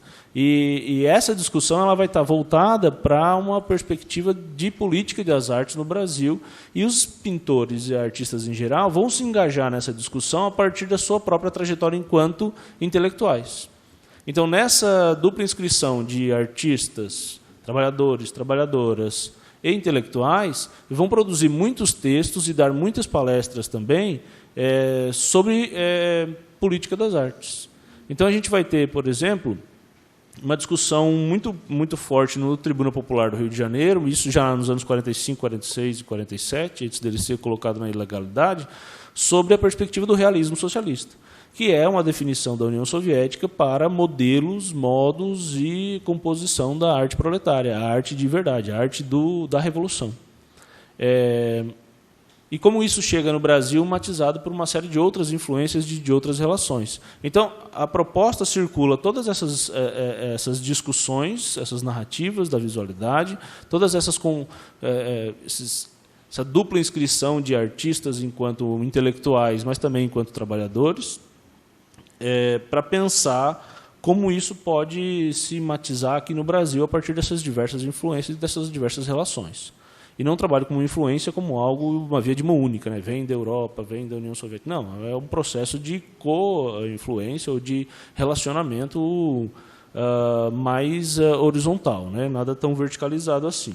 Então, basicamente, a proposta da tese é compreender a construção dessa visualidade, desse olhar de época, talvez, mas dessa narrativa visual sobre o trabalho, sobre a memória do trabalho dos trabalhadores, entendendo o trabalhador tanto quanto um ponto de partida quanto um ponto de chegada, ou seja, há uma relação de aproximação entre esses pintores e artistas e trabalhadores, em geral operários, porque para mim os pintores também são trabalhadores, e de que modo esses operários urbanos industriais, né, aparecem nessa arte socialmente engajada, nessa dupla inscrição, dessa dupla relação de horizontalidade.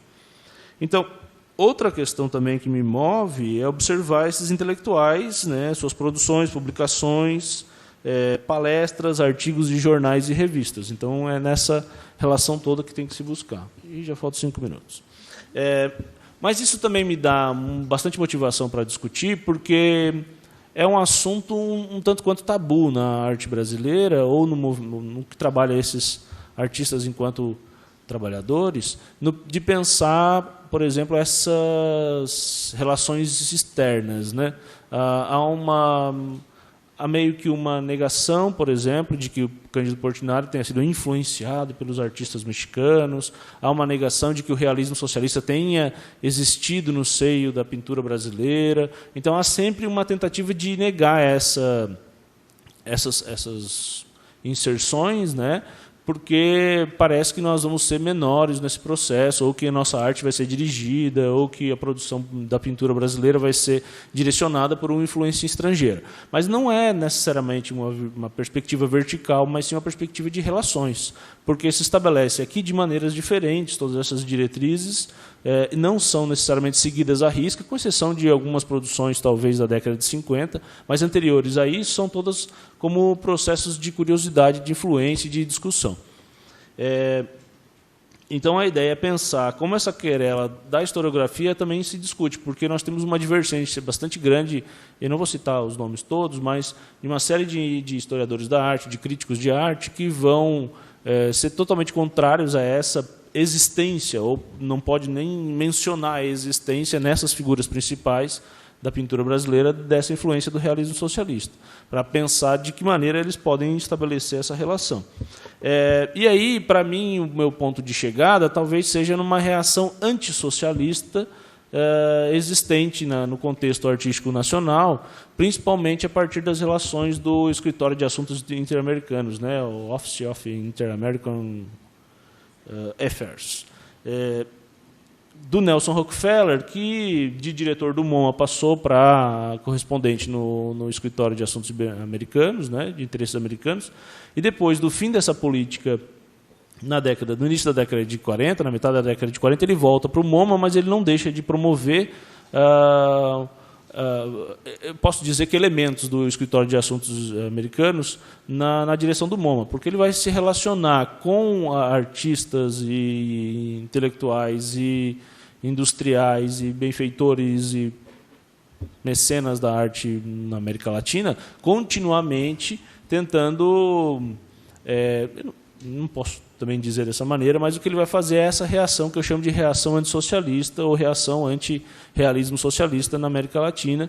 Ele vai fomentar exposições, criação de museus e até mesmo, no caso brasileiro, né, eu falei, nós vamos ter uma exposição que, para mim, essa discussão acaba se colocando mais em voga, que é aquela exposição de 1949 na Biblioteca em São Paulo, que se chama Do Figurativismo ao Abstracionismo, né? Ou seja, um caminho do figurativismo ao abstracionismo. E a discussão ela se torna, da discussão política, ela percorre uma discussão da política das artes, no sentido de qual o modelo que nós devemos usar, qual a discussão que tem que se dar no Brasil. E, por N motivos, essa discussão vai ter figuras de peso, né? Como, por exemplo, Mário Pedrosa. Mário Pedrosa vai ser um grande apoiador do figurativismo no começo da década de 30 e 40, e depois, também por uma opção política individual, ele começa a discutir o abstracionismo, né? Então, uma série de artistas também vai fazer essa migração, e o figurativismo vai perdendo espaço também por essa relação com influência externa das questões sociais. No Brasil, como eu falei, a relação do Nelson Rockefeller Jr. com o Francisco Matarazzo Sobrinho vai propiciar, além dessa exposição de 49, a criação do MAN de São Paulo, a criação da Bienal de São Paulo e também, talvez, a gente possa incluir o MASP nessa questão também. Sem contar o MAN do Rio de Janeiro também. São outras relações, mas estão todos dentro desse mesmo escopo, desse mesmo espaço de influência e dessa discussão talvez antissocialista, que vai, no Brasil, também não é um caminho sem volta, né? Porque nós vamos ter, em 49, mesmo na ilegalidade, manifestos de artistas. Nós temos um manifesto em 49, assinado por muitos desses artistas que estavam em 46, chamado Manifesto dos Artistas Comunistas, de 1949. Para fechar, pensar essa relação entre todos esses... É muita gente, é muita coisa e é muita produção, então é aí que eu me encontro, tentando fechar cada vez mais, estabelecer um direcionamento para a pesquisa. Pensar esse movimento revolucionário, seja externo, seja interno, as perspectivas de discussão revolucionárias, né? E pensar também um caminho de discussão, por exemplo, do abstracionismo, que na década de 10 e 20 era encarado como um grande processo revolucionário e que na década de 50 vai ser usado como um processo antirrevolucionário, né? Seja o suprematismo, seja o construtivismo na Rússia soviética, ou no início da Revolução Russa, e depois o expressionismo abstrato, por exemplo, nos Estados Unidos, e essa relação com o Brasil. Então, para esse projeto de tese, o mais interessante é pensar todas essas matizes que coloquei aqui na relação dos artistas com os trabalhadores, na memória do trabalho e também na relação desses artistas enquanto próprios operários e produtores de arte, né? Era isso, a princípio. Muito obrigado.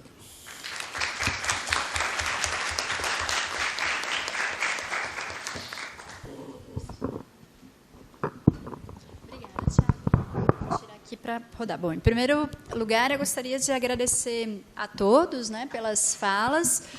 Eu vou ser muito rápida nas minhas observações finais para poder passar a palavra para as questões.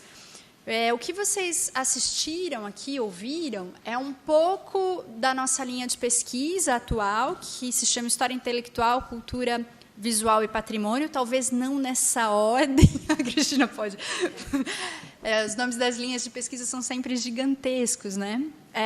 E essa linha de pesquisa, ela tem como professores a professora Cristina Meneghello, e todos aqui são alunos da Cristina. Acho que é legal ver um pouco do trabalho da Cris também, mas a Silvana Rubino, a Yara Lise e o professor José Alves.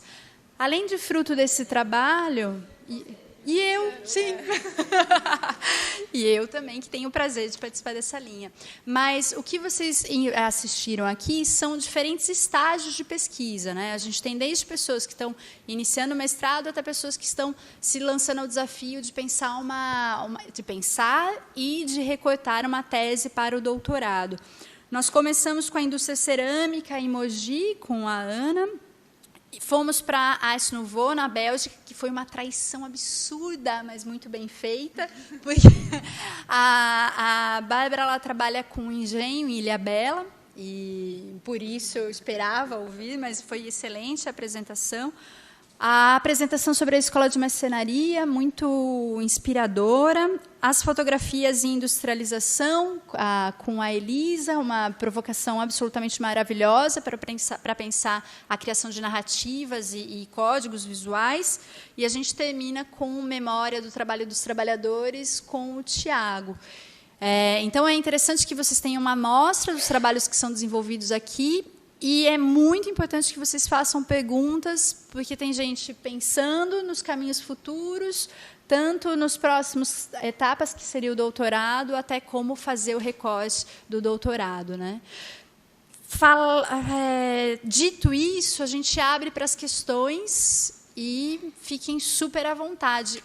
Como a gente está sendo filmado, eu só vou pedir para que a pessoa fale o nome e venha ao microfone. Eu sei que é uma formalidade chata, mas... Alô, bom dia. É Marcos Holender. Na verdade, algumas considerações para a Elisa, em cima da questão da provocação do conceito de indústria, né? Porque é um conceito muito caro a mim, porque eu, desde o meu mestrado, isso já faz algum tempo, não preciso dizer quanto, melhor não, por respeito próprio,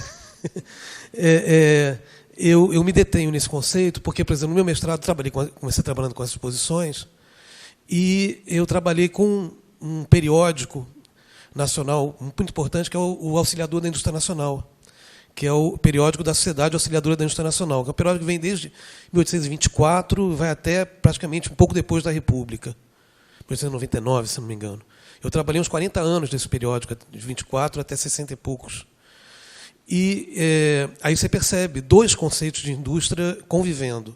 Um conceito mais antigo, que é o conceito que tem a ver com a forma que é denominada essa sociedade, a Sociedade Auxiliadora da Indústria Nacional, e que é esse conceito mais antigo da indústria como fruto do trabalho do homem, né? Então você tem colunas indústria agrícola, quer dizer, mas você já percebe convivendo com o conceito novo de indústria. Então esse conceito novo de indústria, ele pelo menos durante o século XIX, no Brasil inclusive, ele já vem sendo forjado, já vem sendo consolidado, né? E isso você percebe claramente em nível internacional também por dois motivos, né? Porque o século XIX é o século que se forja o conceito de revolução industrial, né? Então você, com isso, né, você já está identificando a indústria com isso que a gente identifica hoje, né? E você falou das exposições, nas próprias exposições da indústria, tanto nacionais como internacionais. As nacionais, aí é uma tese minha, os documentos que eu li, tal, por exemplo, das nacionais inglesas e francesas, é importante esse novo conceito de indústria, porque tem um certo motivo de disputa entre a Inglaterra e a França em termos de progresso econômico. E o fato da industrialização é um sintoma desse progresso, né? E no caso das exposições universais, também fica muito claro, e nas nacionais também, porque a estrela das exposições são as máquinas das fábricas. Elas que chamam a atenção das pessoas para as exposições. Inclusive as máquinas em movimento a partir de 55. Então, tanto que, por exemplo, quando o Marx, no Capital, fala da indústria, com esse conceito novo, né, da maquinofatura, né, ele usa como epígrafe, como narrativa, uma máquina que ele viu em funcionamento de produção de cartuchos de papel na Exposição Universal de 62 na Inglaterra. Isso está no Capital, ele coloca isso como... Né, então, na verdade, quer dizer, no meu entender, esse conceito de indústria novo, certo, no Brasil você tem essa convivência, provavelmente fora também ainda esse resquício, esse conceito de indústria como labor do homem, trabalho do homem, é um conceito que a gente pode trabalhar até hoje, né, uma pessoa industriosa, né, mas a hegemonia do novo conceito de indústria, no meu entender, vai se dar durante o século XIX, e as exposições universais da indústria também, a partir do que eu percebo, são um dos sujeitos principais dessa consolidação desse novo conceito de indústria, né? Só em termos de contribuição para esse debate. Tá? Oi. Bom, obrigada pela mesa, né, todo mundo. E só queria fazer, não são nem perguntas, são duas pequenas observações, tá? Uma é para Camila. Camila, eu gostei bastante do que você apresentou. E só te diria, é uma perspectiva minha, para tomar cuidado com essa falsa questão de que aí já tinha um moderno, sabe? Isso não quer dizer nada. Isso a gente vê na arquitetura também, né? Quer dizer, a historiografia trata de uma hegemonia de algumas correntes, como se o fato de elas terem aparecido e conseguido uma hegemonia na imprensa por parte de alguns autores, isso significasse uma aceitação. E aí já escutei muita gente falar estranhamente, mas já tinha Bauhaus, já tinha casa do Warschawski, já tinha não sei quem, e as pessoas estavam morando em neocolonial, exatamente, as pessoas estavam morando em neocolonial. E aí, quer dizer, para você dizer isso, você teria que olhar quais eram as fábricas concorrentes, né? Eu não sei se as Móveis Símbolo, Atelier, Unilabor e as fábricas que, de fato, se dedicaram ao móvel moderno já existiam, e também o alcance que eles tinham no mercado, ou se eles constituíam, que é um pouco a impressão que eu tenho, um nicho. Então, tinha um nicho de quem comprava um móvel da Unilabor, e o resto da galera estava comprando neocolonial mesmo, estava comprando qualquer estilo, assim, a casa de qualquer mãe, tia. Nossa, enfim, é isso. Então, no fundo, não existe, só para te dizer que não existe essa questão na vida social, existe nos livros. E vale para a arquitetura, vale para o objeto design, vale para, enfim, para a dimensão urbana e tudo mais. E, Tiago, isso a gente conversou muito, a gente ainda vai conversar muito, né? Eu só te diria, vai na pista do MoMA. Vai na pista do MoMA, tá? E do Rockefeller. Eu andei estudando outros assuntos que mexem com o MoMA e é impressionante como o MoMA ele vai ter uma ingerência na vida cotidiana do mundo inteiro, justamente pelo Office of International Affairs, que foi criado justamente no contexto do Plano Marshall, no imediato pós-guerra, para dizer que móvel alguém vai ter que ter na Alemanha ocidental, para dizer como é que o búlgaro, que cadeira vai ter na casa do búlgaro, do alemão, do francês, a geladeira, tudo isso. E aí, no caso do Brasil, o Zé Euler Lima, não sei se você já achou esse texto dele na internet, caça na internet, um texto do Zé Euler Lima, que fala do Rockefeller, do papel do Rockefeller, tanto na fundação do MAN, como na fundação do MASP, porque eu acho que aí você tem uma pista. Tá? E sempre lembrando que o Mário Pedrosa era um cara de esquerda. Tá? Para não parecer, porque às vezes na fala apressada parece assim, que tinha uma reação anticomunista da qual fez parte o Mário Pedrosa, de jeito nenhum. Né? Ele era, a contradição que torna a pesquisa interessante é que ele era pró-abstracionismo e trotskista. Né?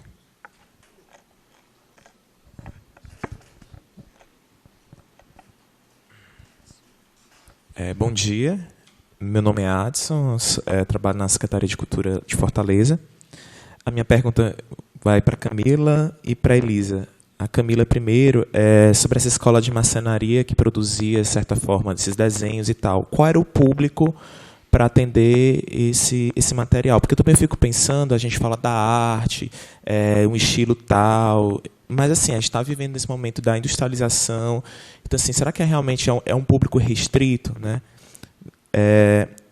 A outra pergunta é um pouco, acho que vai um pouco para cada. Né? Fico pensando assim, ok, tem essa ideia de modernidade, enfim, mas também o que é que tem de brasileiro? Né, assim, que a gente olha muito para fora, tem muita influência de não sei o quê, de tal país, tal, Y. Mas, assim, saindo um pouquinho dessa visão colonial, né, o que é que o Brasil, o que é que teríamos assim, de particular dessa questão de uma certa manipular, né, essa questão de manipular essas tendências, né, para também transformar único. Né, porque não é só de tendências externas, né, que é uma visão até muito colonial.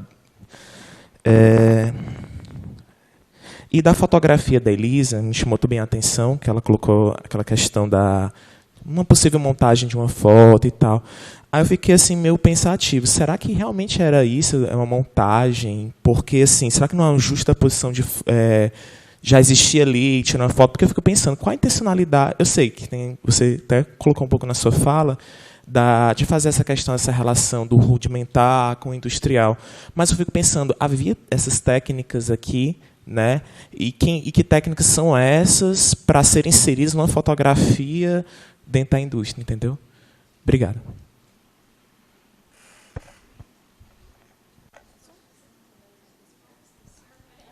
Tem mais alguém? Eu acho que, lógico que a gente vai ter várias oportunidades de conversar, mas eu queria chamar a atenção para algo que eu percebi hoje, ouvindo a Ana Perina falar, que, ao mostrar aquele parque industrial inteiro demolido e só a capelinha sobrevivente, que é um pouco um pudor interiorano, né, de derrubar uma capela, e que é só isso que fez com que ela estivesse lá, e toda essa dimensão da dessacralização do espaço industrial, que não há nada que o proteja de ser destruído, né? E que aí sobra essa capela mais por uma questão moral, né, do que por qualquer outra razão. E acho que a chave para pensar a sobrevivência da capela é essa, assim como pensar a substituição de São José, que é um santo dos trabalhadores, que é um carpinteiro, né, e retratado assim, né, são dois santos que você vê em locais de trabalho, o São José ou a Santa Bárbara, em lugares onde tem mina, explosão, perigo, né, então, geralmente em Minas tem Santa Bárbara, em hidrelétricas também, a gente participou de um temático que a gente visitou todas as centrais hidrelétricas do estado de São Paulo, em todas tinha uma imagem de Santa Bárbara, porque é um lugar propenso a acidentes muito graves, né, explosões. Então tem essa mítica dessa religiosidade, mas essa substituição também, né, de São José por uma genérica Nossa Senhora Aparecida é também uma pequena violência a esse espaço como espaço originalmente de trabalho. Eu tenho lugar de fala, né, para falar isso. Perfeito. A gente vai começar as respostas e depois abre para mais uma rodada de perguntas. Você tem microfone para começar?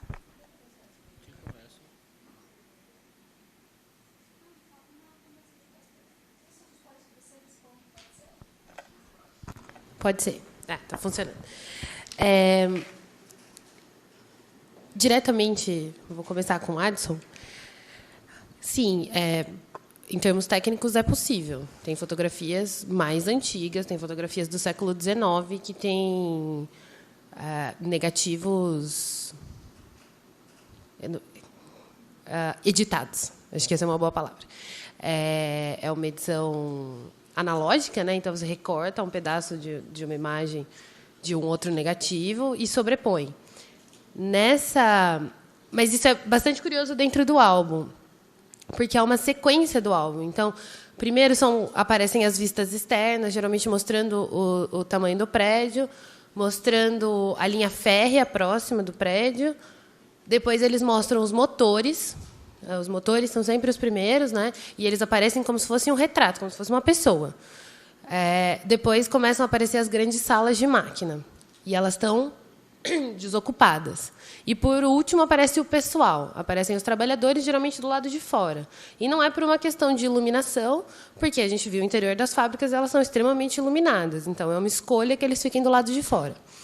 Nessa fábrica, na fábrica de banhos, especificamente, ela é a única fábrica que os trabalhadores aparecem dentro da fábrica. Por quê? Não tem as correias, não tem o eixo do motor, o eixo de movimento passando no teto. Então, acredito eu, que fica com menos significação de trabalho se os trabalhadores não estiverem lá dentro. Especificamente essa foto, e eu fiquei inconformada do tempo que eu demorei para perceber, é que tem duas vistas da fábrica. Em uma vista, a chaminé aparece de um lado e, na outra vista, ela aparece do outro. Então, por causa do ângulo que foi tirado, a chaminé muda de lugar. Então, tem uma outra foto que aparece o galpão ao fundo, que não está a chaminé. Então, mas eu acho ela muito emblemática de uma valorização específica, né, que existe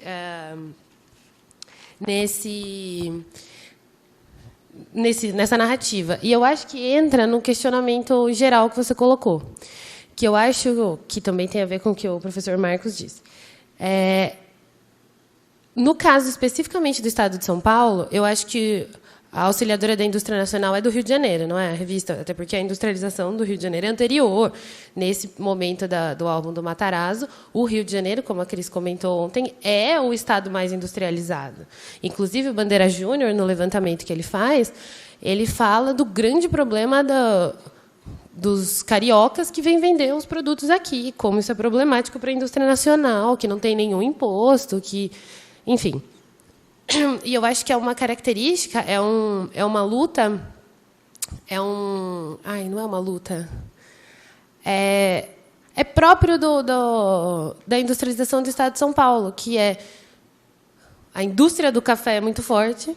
Então, nessas imagens da indústria, você tem técnicas mecanizadas para o campo, que vão desde de ferramentas de plantio, de beneficiamento e tal. Então, você tem um discurso industrializado, falando da agricultura, mas também falando o Instituto Agronômico, que é ligado à agricultura, acaba sendo um dos grandes polos do discurso de modernização como um todo.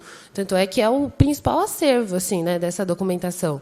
Então, eu acho que isso é uma característica específica, né, do Estado de São Paulo, que é lidar com a inserção nesse mercado internacionalizado como fornecedor de alguns tipos de produtos, e nem todos são industriais. A força da economia está no beneficiamento. E é isso que é muito curioso, porque o beneficiamento do café é uma indústria, que é a principal atividade econômica nesse comecinho.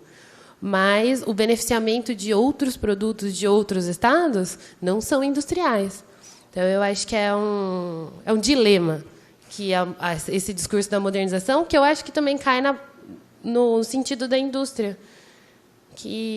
Muito obrigada por todas as colocações, são coisas muito interessantes, que eu acho que é uma discussão importante no Estado de São Paulo também.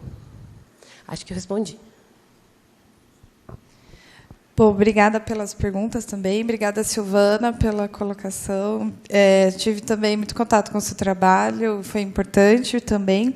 Acho que na apresentação talvez realmente tenha comprado aí os discursos dos livros, mas no trabalho em si, eu tento mostrar mesmo que a produção, assim, os estilos que estão sendo produzidos pelos alunos, realmente era o do gosto deles, né? Era o que a sociedade ali da cidade achava bonito e o que eles compravam. E aí eu já entro também com a pergunta, desculpa, esqueci seu nome, Adson, isso, que sim, tem um público, né? A gente está falando de móveis robustos, né? Que não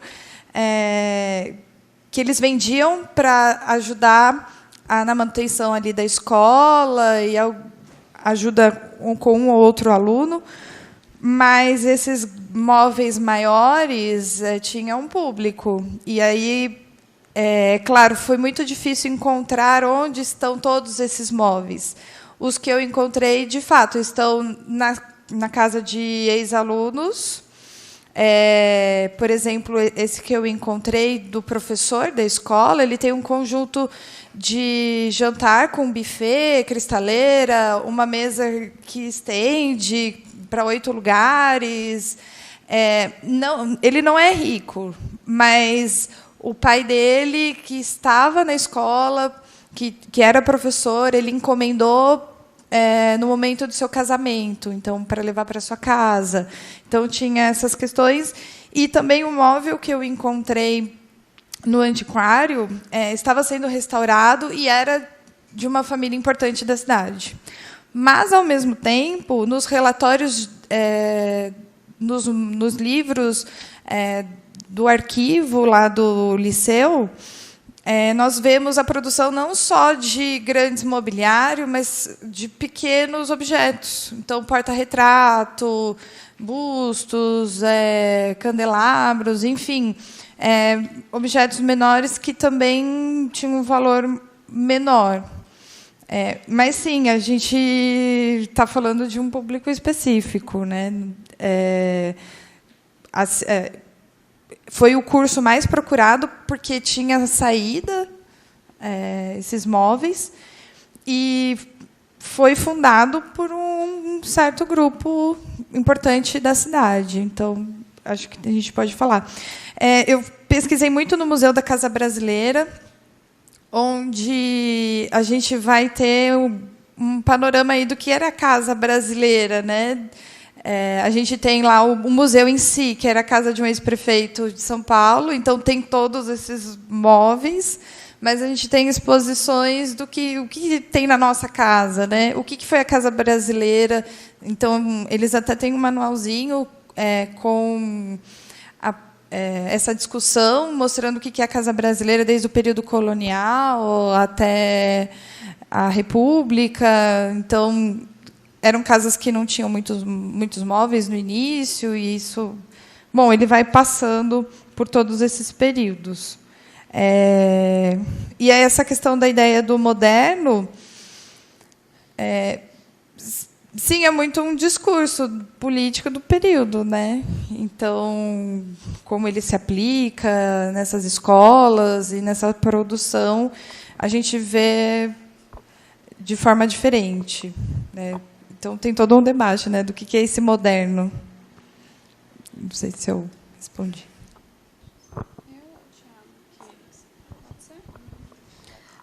Vou responder a minha querida orientadora. Sim, eu já tinha pensado nisso também. É muito interessante pensar que a cidade em si, a população da cidade, eu como como nativa de Mogi Guaçu, e a minha família, grande parte dela trabalhou nas cerâmicas em Mogi Guaçu, todo mundo fala com muito saudosismo das cerâmicas. Então, o discurso, no geral, da população é bastante saudosista. Na época em que a gente era capital cerâmica. Mas, ao mesmo tempo, tem um desleixo com o próprio patrimônio industrial. Então, a sensação que eu tenho é que eles têm um amor e um saudosismo por algo que já foi e que não é mais, e que, como não é mais, não precisa ser preservado, não tem o que preservar, porque já acabou. E isso é uma coisa que eu notei bastante durante algumas entrevistas que eu fiz também, que, inclusive, os ex-funcionários da cerâmica, eles sentem um amor por aquilo que eles fizeram parte, mas, ao mesmo tempo, eles não acham que o discurso deles é relevante. Que contar o que ele fazia na cerâmica, como ele trabalhava, o que era feito lá dentro, como foi a vida dele morando na vila da cerâmica, na vila industrial, eles não sentem importância nisso. Eles acham que a história deles, individual, não é relevante para a história do município. E é muito, muito triste pensar nisso, e é bastante complicado mudar esse sentimento nos próprios moradores da cidade.